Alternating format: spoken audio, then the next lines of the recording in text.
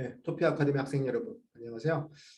토피아에서 비전, 플랜, 그리고 이제 사회를 담당하는 김상원 선생님입니다. 반갑습니다. 지난 시간에는 이제 우리가 1차 세계대전과 전후의 유럽에 대해서 함께 학습을 했었어요. 복습, 그리고 이제 문제풀이 잘 하셨나 모르겠습니다. 모르겠는 거는 반드시 꼭 해결을 하시고요. 완전 학습 하시기 바랍니다. 오늘 이 시간에는요, 우리 그 두 번째 시간, 5단원의 두 번째 시간으로 러시아 혁명, 그리고 아시아와 아프리카의 민족운동에 대해서 함께 알아보는 시간을 갖도록 하겠습니다. 지난 시간에 이제 우리가 1차 세계대전에 대해서 학습을 했었는데요. 러시아라는 나라가 잠깐 나왔었던 거 기억나십니까? 1914년부터 1918년까지 이제 1차 세계대전이 유럽에서 발발하게 되었었는데, 이 러시아라는 나라는 1차 대전을 끝까지 수행을 하지 못하고 1917년 겨울에 자국에서 일어난 혁명으로 말미암아 독일과 평화 강화 회의를 체결을 하게 되고요. 전쟁에서 빠지게 된다라고 했었잖아요. 그렇죠? 기억나시죠? 자, 그 러시아 왜 당시에 1차 세계대전 중에 혁명이 일어나게 되었는지, 전쟁에서 왜 도중에 하차를 하게 되었는지, 그 이유에 대해서 함께 알아보는 시간을 갖도록 하겠고요. 그리고 또 이제 여러분들 두 번째로 당시 1차 세계대전 전후로 아시아, 아프리카의 수많은 나라들이 이 서양 제국주의 서양 열강들에 의해서 식민 지배를 당하게 됩니다. 이러한 가운데에서 이 식민 지배로부터 독립하기 위해서 어떠한 노력들을 전개하게 되었는지 중요한 내용들 중심으로 함께 학습을 하도록 할게요. 자, 전자칠판 띄워보도록 하겠습니다.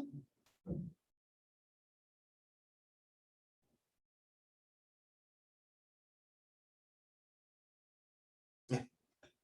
자, 잘 보이시나요? 네, 러시아 혁명을 먼저 같이 보도록 하겠습니다. 자, 러시아 혁명. 일단은 여러분들이 이제 러시아 혁명이라는 건 이제 크게 3월 혁명과 그리고 이제 11월 혁명으로 나뉘게 됩니다. 3월 혁명과 1917년 똑같이 일어나게 되는데 왜 3월 혁명이 일어났는지, 그리고 11월 혁명은 왜 같은 해 또 일어나게 되었는지, 이런 것들을 좀 알고 있을 필요가 있을 것 같아요. 아시겠죠? 자, 일단 왜 혁명이 일어나게 되었는지 그 궁극적인 배경 같이 알아보도록 하겠습니다.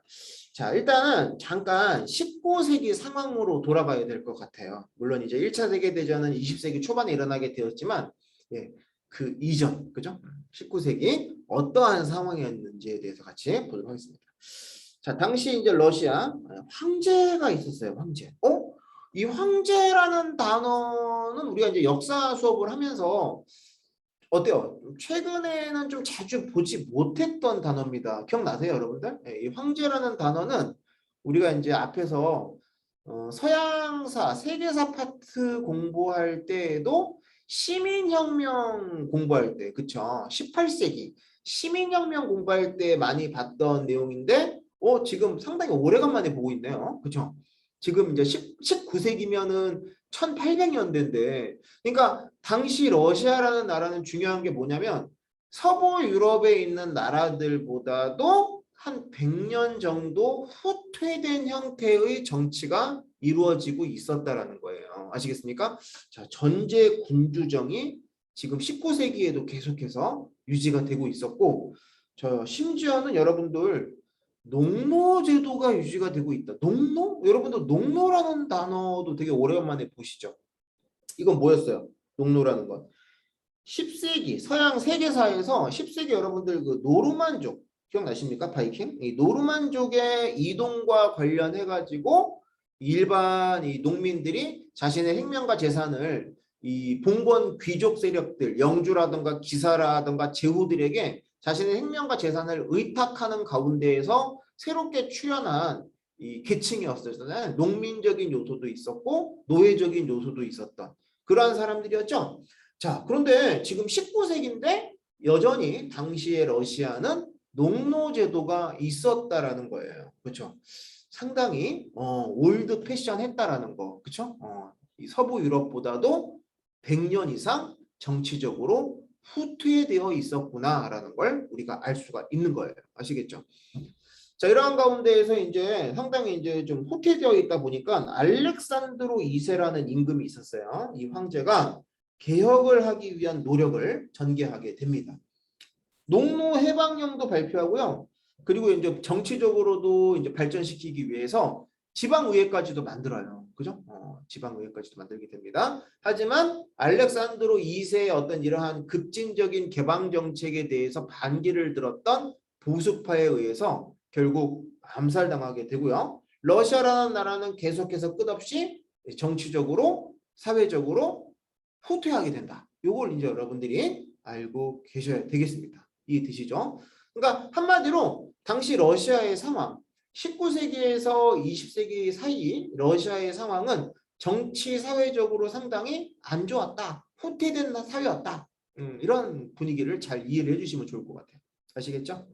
자, 그러한 가운데에서 노동자들과 농민들을 중심으로 해서 사회를 개혁을 하자. 이렇게 어떤 일종의 시민 운동이 일어나게 돼요. 촛불 집회 같은 게 일어나게 된다라고 생각하시면 될 것 같아요. 아시겠죠? 자, 그러한 가운데서 이제 노동자들과 농민들, 그죠? 지식인들 이런 사람들이 자 사회주의 사상이 이제 확산되게 됩니다. 그죠? 사회주의. 사회주의라는 게 뭐예요, 여러분들? 그죠? 공산주의예요, 공산주의. 아시겠습니까? 공산주의. 그러니까 모든 생산 수단을 지금 개인이 다 갖고 있는데 이 수많은 이 몇몇의 소수의 자본가들에 의해서 돈이 부가 독점이 되고 있다. 그렇죠? 그러한 가운데에서 다수의 노동자 계급들이 억압되고 힘든 삶을 살고 있다. 그렇죠? 그러한 가운데서 사회 개혁에 대한 요구가 증가되게 되는 거예요. 아시겠어요? 이런 거. 자, 그 결과 그 과정에서 이제 러일 전쟁까지 일어나게 됩니다. 러일 전쟁 1904년에 일어나게 됐던 전쟁. 앞에서 나왔었죠? 러일 전쟁. 러시아의 이제 발틱 함대가 일본 해군에 의해서 무참하게 패배하게 돼요. 전쟁에서 지죠. 러시아가. 그러한 가운데에서 어떤 충격도 충격이지만 러일 전쟁 패배로 인해서 해상권까지도 일본 함대, 일본 해군에게 빼앗기게 되죠.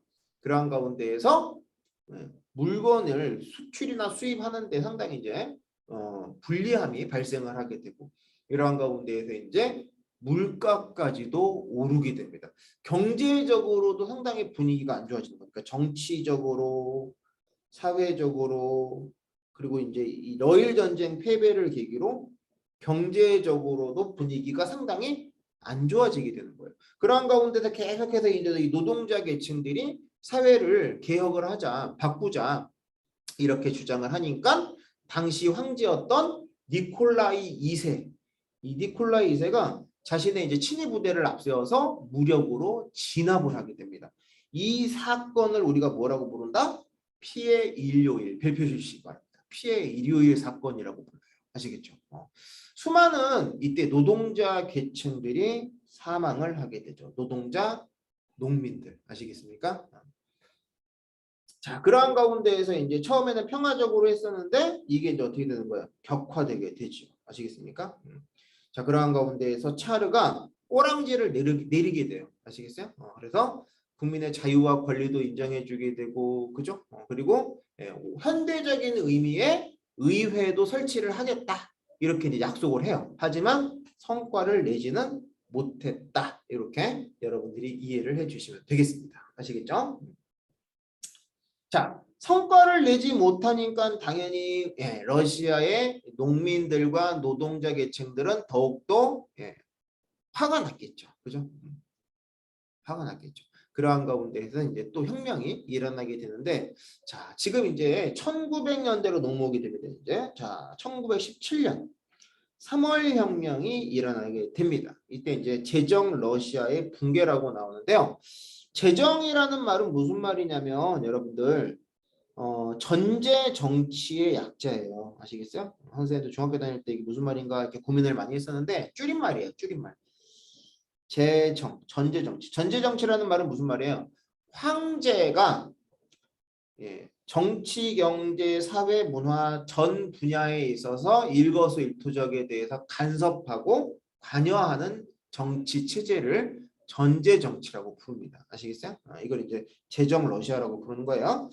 자, 우리가 이제 지난 시간에 배웠던 1차 세계대전. 범게르만주의랑 범슬라브주의의 대립 기억나시죠? 사라예보 사건. 그렇게 해서 범게르만주의 같은 경우에는 이제 오스트리아 헝가리 제국, 독일 그리고 전쟁이 일어나기 종이 치네요.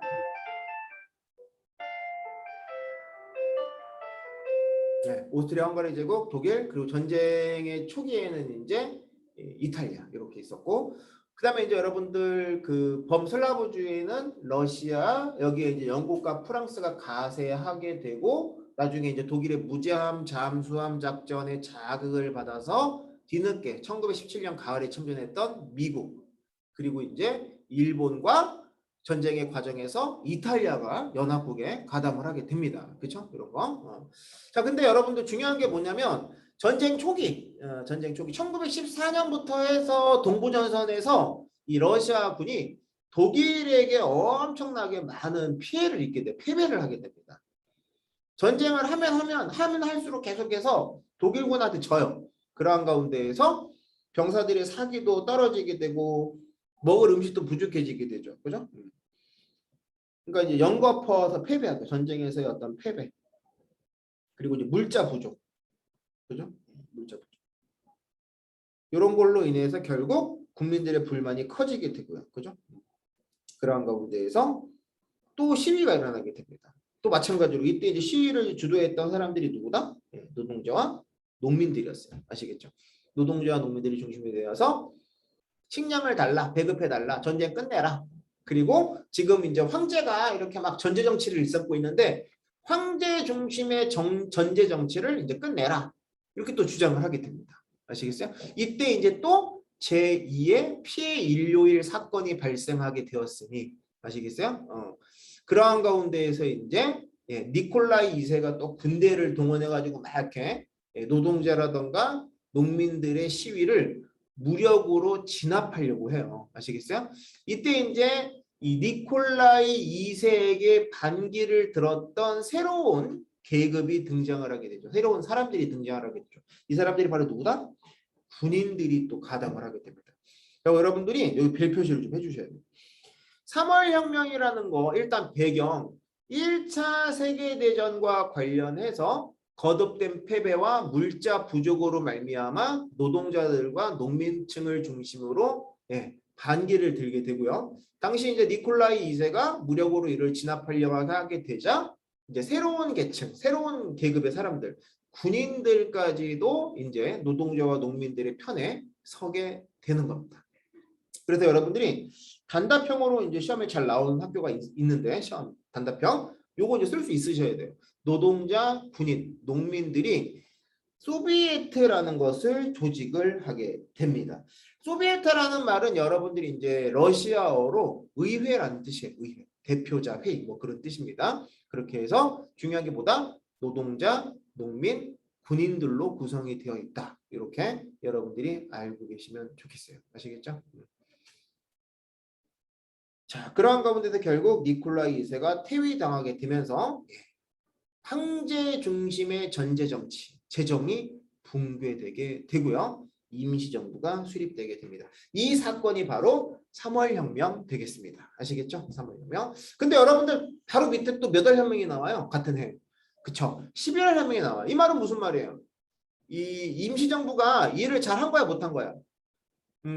잘 못한 거예요. 그죠? 임시정부는 이 니콜라이 2세와 마찬가지로 무능하고 부패하게 돼요. 아시겠습니까? 그러한 가운데에서 몇 개월 후에 11월 혁명이 일어나게 됩니다. 아시겠죠? 자, 임시정부의 어떤 개혁 미흡, 부정부패 이런 것들 그리고 이제 1차 세계대전이 지금 계속해서 러시아가 아직 평화회의를 독일하고 맺지 않은 상황이에요. 전쟁을 계속 하고 있었어요. 자, 이러한 가운데서 이제 국민의 불만, 불안 이런 게 계속 커지게 되죠. 이러한 가운데에서 벨피오시, 자, 레닌이라는 사람이 있습니다. 자, 공산당에서 되게 신성시하는 사람 중에 한 명이죠. 레닌, 그죠? 여러분들 그 스탈린이라는 사람 기억 아세요? 혹시 스탈린? 코수염 이렇게 나가지고 요제프 스탈린, 그죠? 우리나라 그 6.25 때 김일성을 도와주었던 당시 소련의 공산당 서기장이었거든요. 스탈린 그 이전에 있던 사람이에요. 대머리 레닌이라는 사람이 있습니다.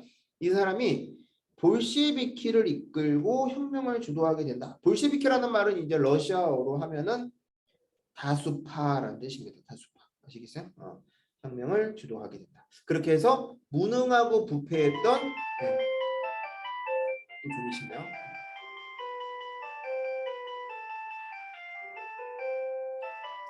그렇게 해서 이제 무능하고 부패했던 임시정부를 없애버리게 되는 거예요. 아시겠죠? 그리고 대표씨 소비에트 정부가 수립되게 됩니다. 이 소비에트 정부가 바로 소비에트 사회주의 공화국 연방이에요. 아시겠죠? 소비에트 사회주의 공화국 연방입니다. 이걸 줄여서 이제 뭐라고 부른다? 소련이라고 부르는 거예요. 소련. 아시겠어요? 소련.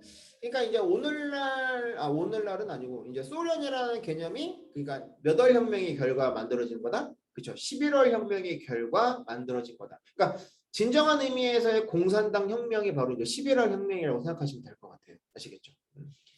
자, 그래서 여러분들 그 교재 오른쪽을 보시면은 자료 2번에 레닌에 대한 풍자화와 내용이 연설문이 나와 있습니다. 여러분들 여기 교과서에도 이제 수록이 되어 있을 텐데 이런 것들도 좀 잘 볼 필요가 있을 것 같아요. 그죠? 그러니까 잘 보시면 지금 이 사람이 이제 빵모자를 쓰고 검은색 양복을 입고 지금 빗자루 짓을 하고 있는 사람이 레닌이 되겠죠. 그 다음에 여러분들 잘 보시면 이렇게 왕관을 쓰고 있는 사람들이 있어요. 이 사람들이 뭐예요? 황제죠, 황제. 니콜라이 2세와 같은 전제 정치를 일삼던 황제들이에요. 그리고 여기 보시면 이제 이렇게 부르주아라고 부르는 사람들이 자본가들, 그죠? 자본가들. 공산주의는 이제 자본가들보다는 이제 노동자들을 더 이렇게 위하는 그런 이데올로기를 지향했었기 때문에 그런 거겠죠, 그죠? 자, 사랑하는 동지 여러분, 그리고 병사와 노동자 여러분, 그죠? 자, 병사, 노동자, 그죠? 농민들도 있겠는데 농민들이 안 보이네. 자, 이제 땅과 토지, 평화와 자유를 위해 일어섭시다. 전쟁을 계속하는 임시정부를 타도하고 이 임시정부는 몇 월 혁명의 결과 만들어졌던 그렇죠. 3월 혁명의 결과 만들어졌던 무능하고 부패했던 임시정부. 모든 권력을 소비에트 동그라미. 자, 이 소비에트가 가져야 합니다. 이 지긋지긋한 지국전쟁을 끝내고 사회주의 혁명을 이룩합시다. 그죠? 그래서 결국 사회주의 혁명을 달성하게 되지요. 그렇죠? 자, 11월 혁명 1917년에 주도하게 되고요. 세계 최초의 사회주의 공화국 연방을 결성하게 됩니다. 소련 아시겠죠? 자, 그러한 가운데에서 이제 본격적으로 사회주의 국가의 수립, 레닌이 한 업적이 쭉 나오게 됩니다. 일단 여러분들 코민테른에 좀 동그라미를 해주시기 바랍니다. 자, 코민테른이라는 건 뭐냐면요, 전 세계 각지에 흩어져 있는 사회주의 정권을 도와주기 위해서 만들어낸 일종의 이제 경제 지원 체제다, 경제 지원 시스템이다, 이렇게 생각하시면 될 것 같아요. 아시겠죠? 그렇게 해서 공산당 경제 기부다 이렇게 생각하시면 되고요. 자, 그다음에 독일과 강화 조약을 체결하게 됩니다. 그죠? 그렇게 해서 우리가 이제 지난 시간에 배웠었다시피 1차 세계 대전에서 빠지게 되죠. 빠지게 됩니다. 자, 그다음 여러분들 또 중요하게 보셔야 될 게 이제 이 NEP입니다. 이 NEP는 영어 이니셜이에요. New Economic Policy의 약자입니다. 우리가 이제 이른바 신경제 정책이라고 부릅니다. 지금 11월 혁명의 결과 러시아라는 나라는 세계 최초로 사회주의 국가가 됐어요. 맞죠? 사회주의 국가, 공산주의 국가가 된 겁니다. 자, 그러한 가운데에서 이제 모든 생산 수단, 자본이라던가 토지라던가 그쵸? 이런 것들을 이제 개인이 소유하는 게 아니라 누가 소유하는 거예요? 그렇죠. 국가가 소유합니다. 국가가 소유하는 걸 이제 우리가 국유화라고 불러요. 아시겠죠? 그러한 가운데에서 소비에트 사회주의 공화국 연방이 수립되게 된다. 전체적인 그 과정을 좀 봐주실 필요가 있을 것 같습니다. 처음에는 코민테른, 그 다음에 이제 전쟁에서 빠지게 되고요. 그 다음에 모든 생산 수단을 국가가 소유하게 되고요.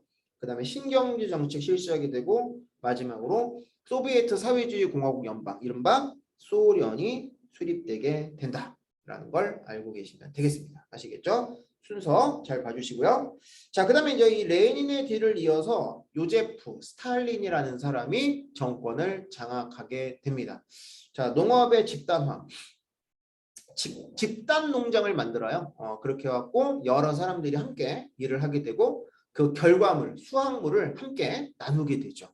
공산주의 정권이 본격적으로 이제 시작되게 된다라고 봐주시면 되겠고요. 자, 중공업 중심의 경제개발 5개년 계획을 추진하게 됩니다. 이러한 가운데에서 공장을 많이 만들게 되죠. 공업을 강조합니다. 공업. 그리고 요제프 스탈린 같은 경우에는 조금 더 좀 무섭게 나라를 통치했어요. 정권에 대한 비판을 금지하고요. 독재를 하게 되죠. 이러한 가운데에서 여러분들 잘 아시다시피 책 읽으신 분 계실지 모르겠네요. 동물농장이라는 책이 나오게 됩니다. 아시겠어요? 이 동물농장에 나오는 돼지, 스탈린을 의인화했죠, 그죠? 동물농장 이런 것들도 좀 관심 있으신 분들 좀 읽어보시면 좋을 것 같아요.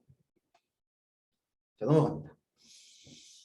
자, 이번에는 이제 아시아와 아프리카의 민족운동에 대해서 좀 같이 보도록 할게요. 자, 아까도 이제 도입 부분에서 말씀드렸다시피 지금 이 산업혁명과 관련해서 산업혁명을 경험한 많은 서양의 제국주의 열강들이 아시아라던가 이제 아프리카에 식민 지배를 하게 됩니다. 그리고 이제 원료 공급 및 상품 판매지화하기 위해서 침략을 하게 되는 거죠. 그러한 가운데 당시에 수많은 아시아라던가 아프리카에서 그러한 어떠한 주권을 지키기 위한, 독립을 하기 위한, 그죠? 여러 가지 노력이라던가 운동을 전개하게 돼요. 아시겠어요? 그래서 이제 여러 케이스가 나오게 되는데 일단은 중국에 대해서 좀 같이 좀 보도록 하겠습니다. 자, 중국의 민족 운동 되겠습니다. 자, 몇 가지가 나와요. 일단은 결론적으로 말씀을 드리면 신문화 운동, 오사 운동, 국궁합작. 이걸 좀 중요하게 봐야 될 개념입니다. 일단 신문화 운동 같은 경우에는 여러분들 신해혁명 기억나십니까? 순원이라는 사람. 민족, 민권, 민생을 강조했었잖아요. 그렇죠? 이렇게 해서 이제 만주족을 몰아내고 한족 중심의 사회를 만들자. 그죠? 그다음에 민권. 백성, 국민에게 주권이 있는 나라를 만들자. 그죠? 그 다음에 민생.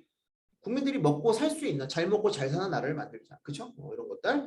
자, 그러한 가운데에서 이제 문화적으로도 한 단계 되죠. 업그레이드 하기 위한 문화적인 어떤 분위기가 만들어지게 되는데, 그걸 우리가 이제 신문화 운동. 영어로 말하면 뉴 컬처 무브먼트라고 말할 수 있을 것 같아요. 그러니까 전통적인 유교를 비판을 하는 겁니다. 왜? 유교라는 게 뭐 물론 뭐 이제 의미가 없는 건 아니지만 지금 서양 열강들과 비교해서 봤을 때 중국이 너무나 지금 이렇게 과학기술이 후퇴되어 있다. 그죠? 그리고 정치적으로도 많이 이렇게 좀 뒤처져 있다. 그런 가운데서 민주주의와 이제 과학을 강조하게 되는 거예요. 아시겠죠?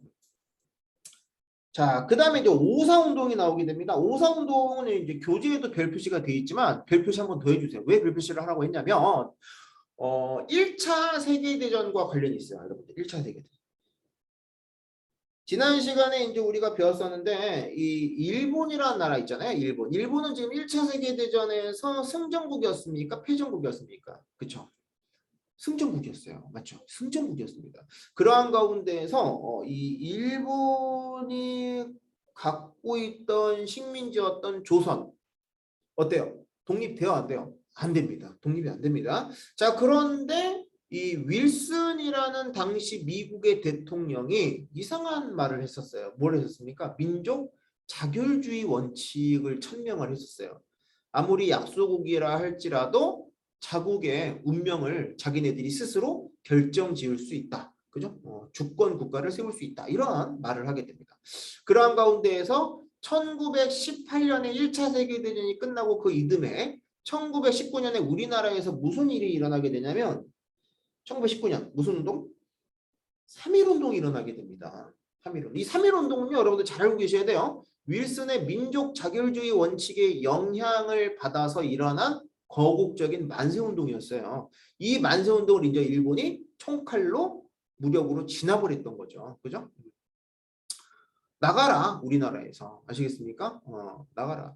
그러니까 반외세와 관련된 민족 운동이었다라는 점에서 큰 의의가 있어요. 물론 실패했습니다만 그게 중요한 게 아니라 그만큼 우리나라 그 국민들의 이 의식 수준이 상당히 높아졌음을 알 수가 있는 거예요. 이 3.1운동의 영향을 받아서 중국에서 그 다다음 달에 일어났던 운동이 바로 5.4운동이에요. 아시겠습니까? 그러니까 우리나라의 3.1운동을 중국에서 이제 5.4운동이라고 부르는 거예요. 아시겠습니까?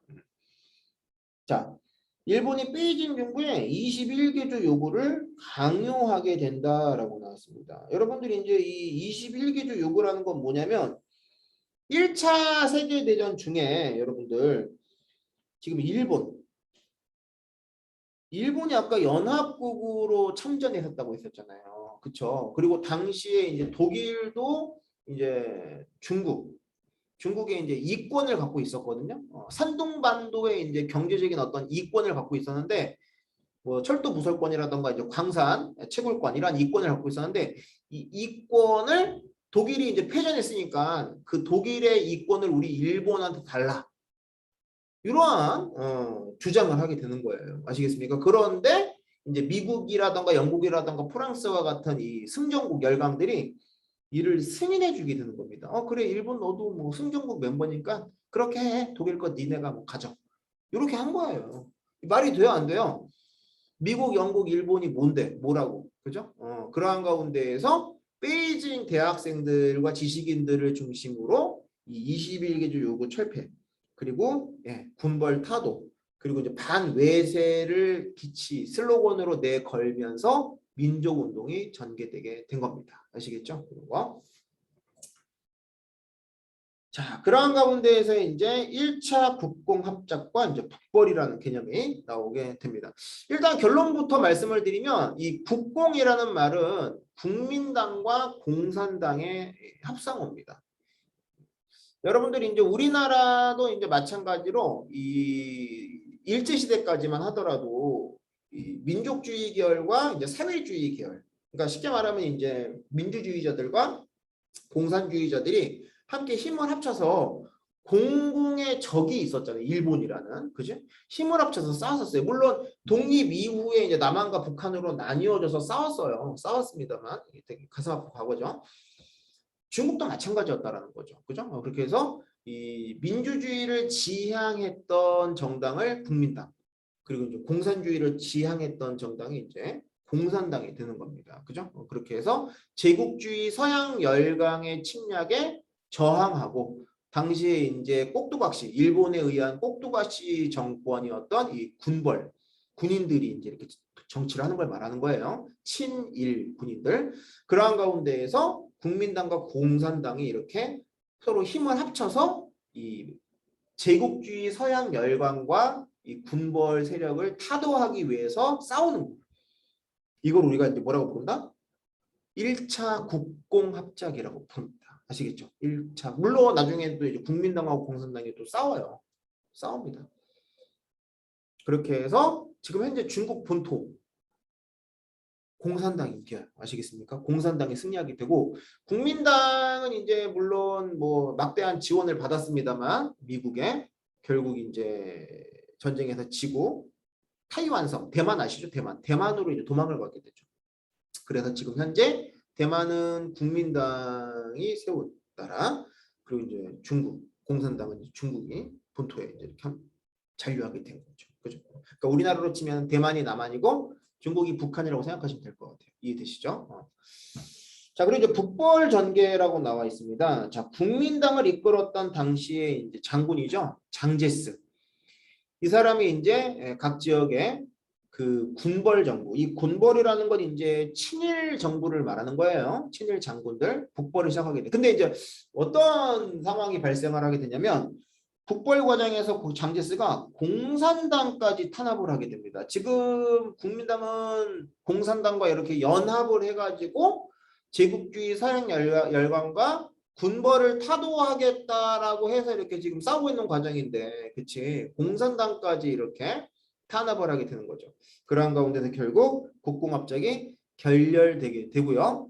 국민당이 이제 베이징까지 이렇게 점령을 하게 됩니다. 그러니까 초반에, 그러니까 물론 배신을 누가 먼저 한 거예요? 그렇죠. 국민당이 먼저 배신을 한 겁니다. 국공합작을 파기한 거니까요, 일방적으로. 그러한 가운데에서 초기에는 국민당이 이제 유리해졌어요. 그래서 공산당이 도망을 가게 됩니다. 옛년까지 이동을 하게 된다라고 나오는데, 옛년이라고 하면 좀 이제 생소하잖아요. 그러니까 중국 대륙이 이렇게 있으면 여러분들 그 서쪽 내륙 지방까지 도망간 겁니다.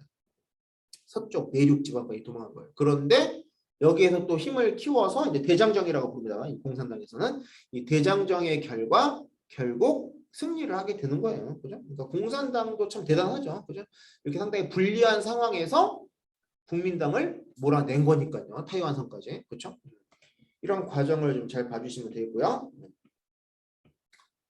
자, 이번에 이제 인도의 이제 민족 운동에 대해서 같이 보도록 하겠습니다. 자, 일단 이제 배경. 영국이 식민지였죠. 그죠? 영국이 이제 인도 사람들, 니네 지금 우리 영국이 지배를 하고 있지만, 인도에 의한, 인도인들에 의한 자치를 약속을 하겠다. 니네가 이제 스스로 이렇게 통치하는 거 약속을 하겠다. 그러니까 1차 대전이 지금 벌어졌으니까, 이렇게 좀 남자들을 전투병으로 좀 유럽 전선에 좀 보내달라. 영국군의 이름으로 영국군으로 일원으로 싸울 수 있게끔 좀 보내달라 하고 1차 대전 중에 많은 인도인들이 영국 군복을 입고 참전을 하게 돼요. 아시겠습니까? 믿었던 거죠. 영국의 약속을. 그런데 전쟁이 끝난 다음에 영국이 약속을 지키기는커녕 오히려 독립운동을 더욱더 탄압을 하게 됩니다. 영국 나빴죠. 그죠? 약속을 안 지켰어요. 그러니까 1차 대전에서 이제 뭐 연합국으로 승리했다 하더라도 뭐 착한 편, 나쁜 편 이렇게 이제 우리가 이분법적으로 생각할 수 있는 게 아니에요. 제국주의 국가들끼리의 땅 따먹기 전쟁이었다라고 생각하셔야 됩니다. 아시겠죠? 자, 그러한 가운데에서 인도 국민회의 네모해 주시기 바랍니다. 중요한 고유명사 되겠습니다. 이 인도 국민회의가 중심이 되어서 독립운동을 전개하게 되지요. 여러분들 여기서 좀 중요하게 보셔야 될 단어 간디. 아마 여러분들 들어본 적 있으실 거예요. 그렇죠? 비폭력 불복종 운동을 전개하게 됩니다. 상당히 중요한 운동이죠. 그렇죠? 그래서 여러분들 뭐 세금도 안 내고 영국 상품도 불매하게 되고 우리나라도 여러분들 국산품 이 장려 운동, 그죠? 국산품 애용 운동 이런 거 있었잖아요. 그죠? 그리고 영국이 소금법을 제정하자 소금 행진도 전개하게 되었다. 그죠? 그죠? 소금이라는 건 여러분들 이게 뭔 소리냐면 필수품이잖아요. 우리가 매 끼니 먹을 때마다 이제 소금을 치게 되고 많이 먹게 되는데 소금에다가 세금을 부과하는 거예요. 그러니까 이제 인도 사람들의 생활이 더욱더 궁핍해지고 힘들어졌겠지. 그치? 그런 가운데에서 이 민주적인 시위를 전개하게 되었다. 그 의미입니다. 그리고 이제 간디의 뒤를 이어서 네루가 등장을 하게 되죠. 그죠? 간디 같은 경우에는 네루 같은 경우에는 간디하고는 조금 성향이 달랐어요. 무력 저항을 전개하게 되고요.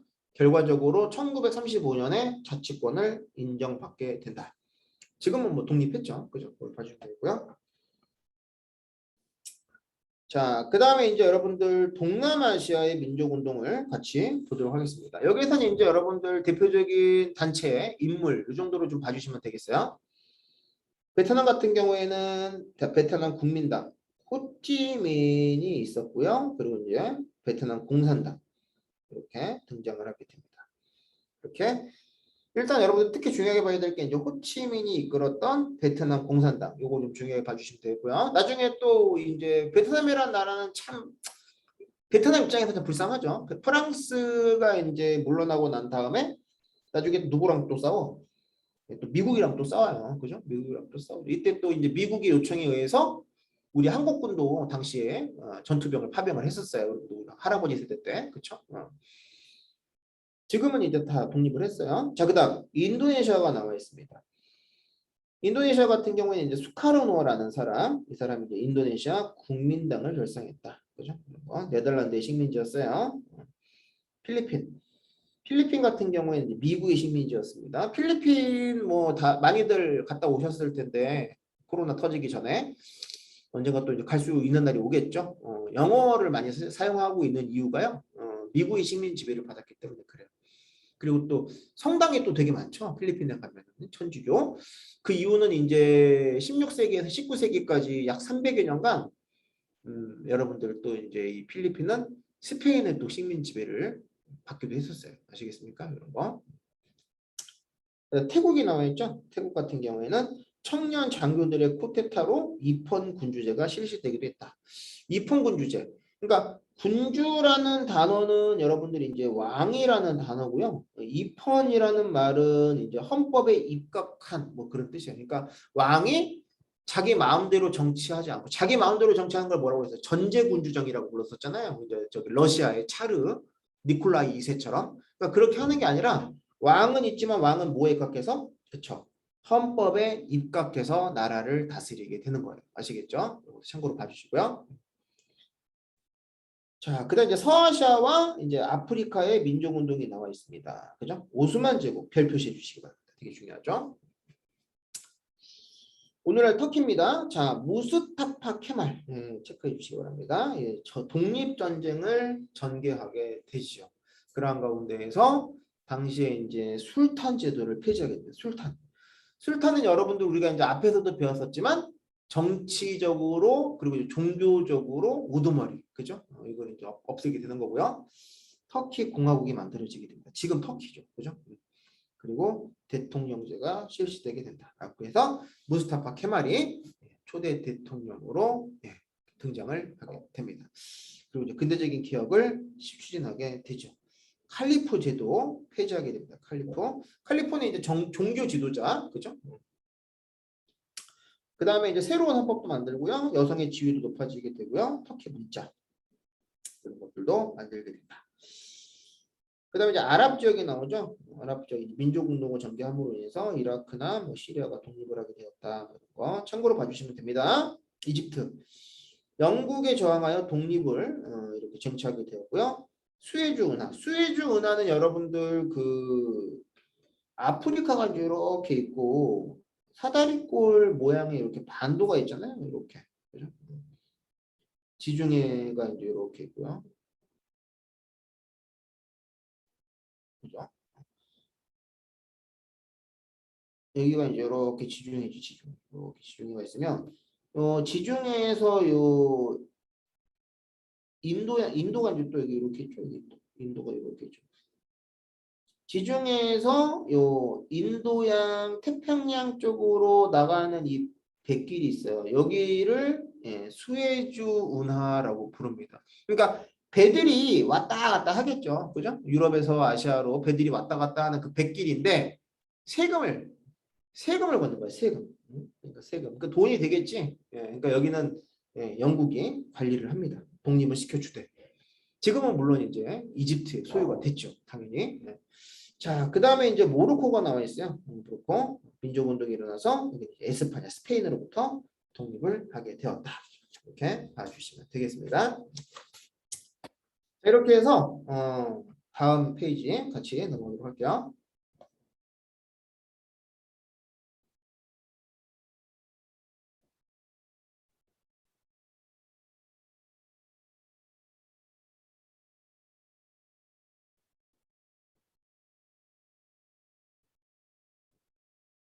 OX 문제 보이시죠? 자, OX 문제만 같이 좀 해볼게요. 자, 알렉산드로 2세는 농노 해방령을 발표하였다. 그쵸? 했었어요. 그러니까 이 사람의 그 개혁이 만약에 성공했었더라면, 그쵸? 러시아는 또 다른 길을 갈 수도 있었을 것 같아요. 그쵸?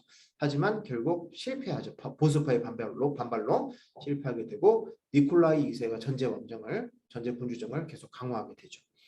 러시아에서는 1차 세계대전으로 물가가 치솟자 시위가 발생하여 피해 인류의 사건이 발생하였다. 이런 말이 나오네요. 자, 1차 세계대전으로 물가가 치솟자 시위가 발생했다. 피해 인류의 사건이 발생했다. 뭐 이런 말이네. 1차 세계대전이 아니죠. X죠. 러시아에서 일어난 11월 혁명으로 니콜라 2세가 퇴위하였다. 틀렸죠? 11월 혁명이 아니었죠. 3월이었지. 레닌은 자본주의적 요소를 부분적으로 도입하는 경제책을 출시했다. 그렇지. 맞죠? 그다음 5번. 중국에서는 일본의 21개조 요구를 철폐를 요구하며 5.4 운동이 일어났다. 그렇죠. 우리나라의 이제 3.1 운동에 영향을 받은 거였고요. 네루는 인도에서 비폭력 불복종. 이건 이제 X죠. 네루가 아니라 간디라고 해줘야 될 것 같아요. 네루는 이제 폭력, 그죠? 무장 독립 투쟁을 전개하게 됩니다. 인도네시아에서는 프랑스의 지배에 맞서 수카르노 등의 독립운동을 전개하였다. 프랑스가 아니죠. 저기 네덜란드죠. 틀렸어요. 자, 이렇게 해서 이제 오늘 우리가 이제 그 전체적으로 봤을 때 러시아 혁명부터 해가지고 아시아와 이제 아프리카의 그 민족운동까지 함께 내용 정리를 했습니다. 다시 한번 좀 복습을 해주시고 뒤쪽에 나오는 문제들이 있어요, 그죠? 그 문제들 잘 풀어보시고 혹시 이제 틀린 문제들이 있는 경우에는 뒤쪽에 해설지를 잘 읽어보시고 이해가 되는 부분은 이렇게 세모 표시. 읽었는데도 잘 모르겠다 이런 부분들은 이렇게 별 표시해가지고 7층 교무실에 오셔서 비전 플랜 선생님들한테 이렇게 질문해 주시면 또 이렇게 설명을 해드리도록 하겠습니다. 수업 듣느냐고 수고하셨고요. 계속해서 수업 잘 들어주시기 바랍니다. 자, 감사합니다.